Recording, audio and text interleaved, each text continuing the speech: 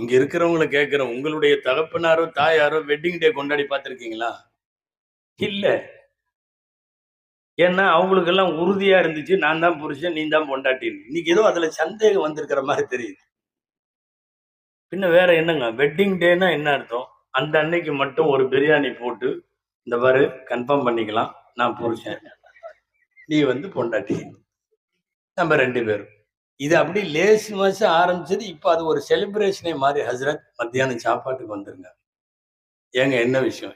எங்க wedding day. இல்ல, இது யாரு உருவாக்குனா? எங்க இருக்கு? நம்ம ஷரியத்துல எங்காவது உண்டா? அப்ப மாறாத இஸ்லாம்னு இப்படி மாறு தட்டிட்டு நிக்கிறோமே, இதுக்கு என்ன அர்த்தம்? அதான் எல்லாம் மாறுதே, நீங்க மாத்திக்கிட்டே இருக்கிறீங்களே. உங்களுடைய லைஃப் ஸ்டைல மார்க்கம் சொன்ன அமைப்பில் இல்லாமல் மாற்று பாதையில் நீங்கள் பயணித்தால் மாறுதுன்னு அர்த்தம். மாறாதது என்கிற அழகிய பெயரை கெடுக்கிற